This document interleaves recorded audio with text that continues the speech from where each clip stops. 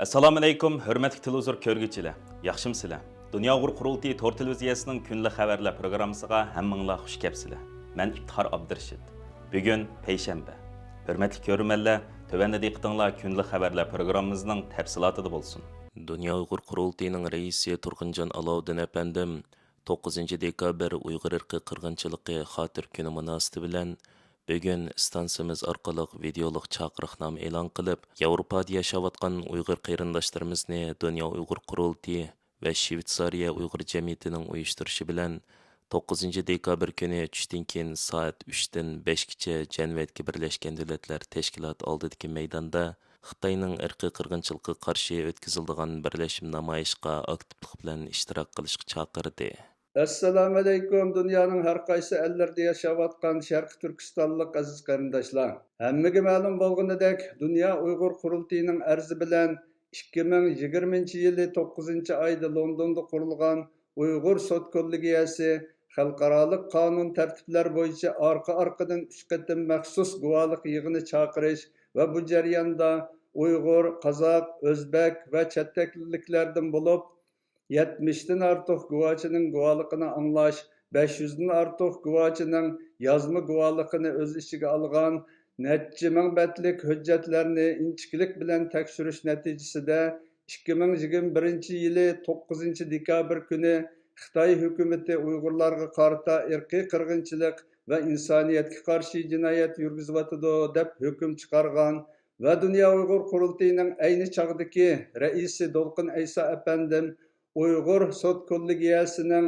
hukm e'lon qilingan 9 dekabr kunini Dunyo Uyg'ur qurultiyi tarafidan Uyg'ur irqiy qirg'inchiligini xotirlash kuni deb bekitganligini jakolagan. Shundaqla muhojiratdagi qarindoshlarimizni Uyg'ur xalqi uchun zo'r tarixiy ahamiyatga ega bo'lgan bu kunni unutib qolmaslikqa va har yili xotirlab turishga chaqirgan edi. Mana shundan buyon har qaysi ellardagi Uyg'ur tashkilotlarimiz, siyosiy faoliyatchilarimiz va avom xalqimiz qurultiyimizning yuqorqi chaqiriqiga qizg'in ovoz qo'shib, har yili 9 dekabr Uyg'ur irqiy qirg'inchilik kunini butun dunyo miqyosida xotirlab kelmoqda. Bu munosabat bilan men Uyg'ur sud kollegiyasining qurilishini moddiy va ma'naviy jihatdan qo'llagan butun tashkilotlarimizga her saha zatlarımızga qurultiyimiz nomidan tekrar minnatdorligimni bildirman. Uyg'ur sud kollegiyasining hukmi e'lon qilingan 9 dekabr Sharqi Turkiston xalqi uchun tarixiy bir kun. Bu kunni har zaman esimizda tutaylik. Aziz qarindoshlar, Uyg'ur irqiy qirg'inchilik xotir kuni yaqinlab kelayotgan bir paytda qurultiyimizning o'rinlashtirishi va chaqiriqi bilan mazkur tarixiy kunni xotirlash faoliyatlari rasmiy boshlandi.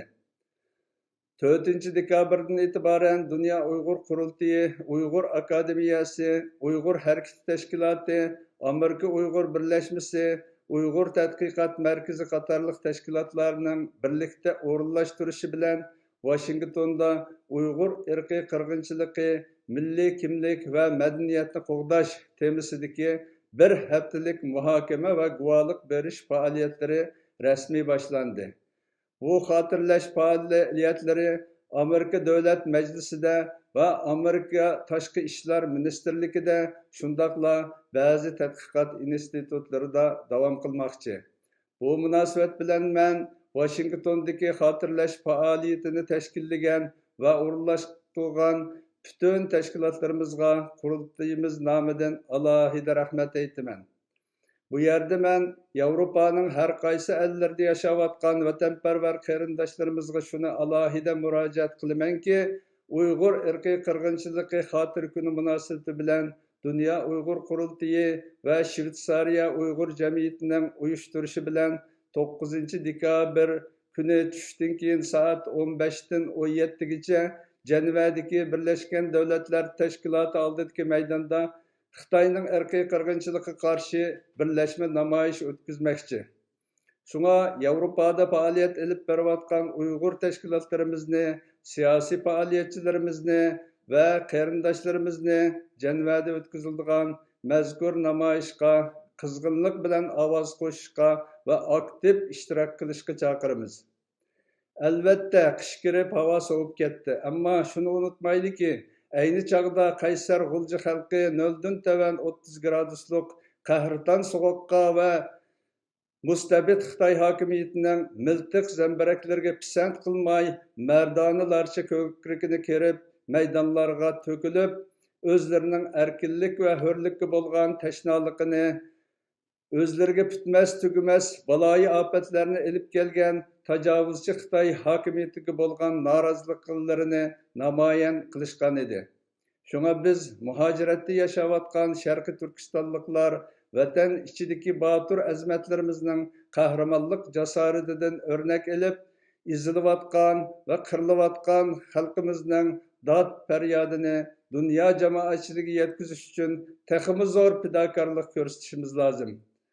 Aziz qarindoshlar, bir kunlik vaqtimizni fido qilib, janvadagi namoyish sepiga qo'shilayli va o'zimizning milliy vijdoniy mas'uliyatimizni ado qilayli.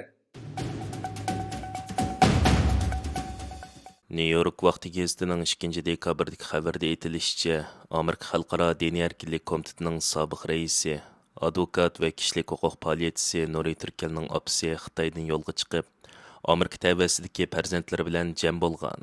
Xabarda deyilishicha, bir hafta burun Xitoy soqchilari Nuri Turkalning Qashqardagi oilasiga berib, opasi Aysha Mahmud xonimni yuk taqalarini yig'ishtirib, soqchilar bilan birga minishni aytgan. Aysha Mahmud xonim xuddi boshqa Uyg'urlarga o'xshash lagerga yoki turmaga ilib ketilib, necha yillar izdereks yo'q qilib o'tilish ehtimolini xiyol qilgan. Kutilmaganda u 4 kundan keyin Amerikaga kelib, 20 yildan buyon ko'rishalmagan ikki o'g'li va nevaralari bilan ko'rishgan. Oldingi hafta Amerika bilan Xitoy hukumati o'zaro mahbus almashtirgan bo'lib, Xitoy hukumati 3 nafar Amerika fuqarosini qo'yib bergan. Ikki davlatning kelishimiga asosan Xitoy hukumati yana bu tutqunlarga qo'shib, Aysha Mahmud xonim va boshqa ikki Uyg'urning Xitoydan ayrilib, Amerikaga kelishiga qo'shilgan.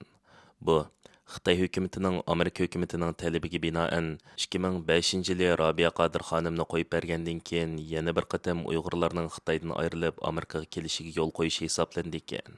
Xabarda aytilishicha, Uyg'ur kishilik huquq faoliyatchilarining vatandagi oila a'zolari bilan ko'rishalmasligi uzundan buyon og'ir masala bo'lib qolgan bo'lib, Amerika hukumati bu masalaga izchil ko'ngil bo'lib kelgan. Prezident Trumpning oldingi qatimliq vazifa o'tash jarayonida, jumladan Prezident Jo Bayden Xitoy raisi Shi Jinping bilan ko'rishganda, Nuri Turkalning opasini Amerikaga yo'lga silib qo'yishni 2 qatim tilga olgan. Xabarda Nuri Turkalning ota-onasi bilan jam bo'lish uchun ko'rsatgan tirishchanliklari va opasining bu qatim Xitoydan qutulib, Amerikaga kelalishidagi orqa ko'rinishlar bayon qilingan bo'lib, har taraflama diplomatlar, hukumat amaldorlari va siyosiyonlarning uzluksiz tirishchanligi natijasida oxiri bu qatimliq jam bo'lish amalga oshgan.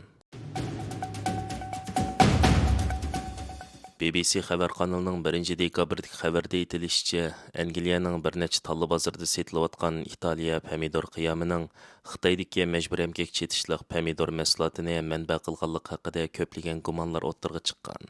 BBC muxbirining bayqishicha, Tesco talla bozorida sotilayotgan Italiya pomidor qiyomi bilan Asta talla bozorida sotilayotgan Italiya markasidagi pomidor qiyomining qo'yiqlik darajasi o'xshamaydi ekan. Ammo har ikkisiga Italiyada o'stirilgan pomidor qiyomi degan tushuntirishlar yozilgan. Angliya bilan Germaniyadagi talla bozorlarida sotilayotgan 17 turlik pomidor qiyomining ba'zilariga Xitoy pomidori aralashgan degan gumon tufaylidan BBC ularni sinoq qilishga topshirgan. Xabarda deyilishicha, Xitoydan kelayotgan pomidor mahsulotining mutlaq ko'p qismi Uyg'ur pomidori bo'lib, bu pomidorni ishlab chiqarishga ko'p sonda Uyg'ur va boshqa millatlardan bo'lgan emgak kuchlarining majburiy emgak silinganligi oshkorlangan bo'lsa-mu, Xitoy buni izchil inkor qilib kelmoqda. BBC ziyorat qilgan 14 kishi o'tgan 16 yilda pomidor maydonlarida ko'rgan majburiy emgak zulmlarini anglatgan. BBC muxbirlari yana zo'r miqdordagi Uyg'ur pomidorining poyizga besilib, Qozog'iston, Azerbaycan va Gruziyadan o'tib Italiyaga mangdirilganligini bayqagan. Italiyadagi bir pomidor shirkati 2020-yildan 2023-yilgacha Xitoydan 36 million kilogramm pomidor sotib olgan hamda o'z shirkati nomida pomidor qiyomi ishlab bozorga solgan. Ularning mollari butun Yevropa bozoriga, jumladan Angliya va Germaniyaga mangdirilgan. BBC Angliya, Germaniya va Amerika bozorlarida setilayotgan 64 xil pomidor qiyamini İtaliya pomidor qiyam bilan silishtirib analiz qilishni Avstraliyadagi ishonchli manba Source Certain shirkatiga havola qilgan. Hürmetli ko'rmanlar, yuqorida diqqatingizga kunlik xabarlar programmamizning tafsilotini sundik. Kelar qatimliq sonimizgacha ko'rishgich omon bo'lgaysizlar. Stansimizning YouTube kanaliga a'zo bo'lishni unutmang. Xayr xo'sh.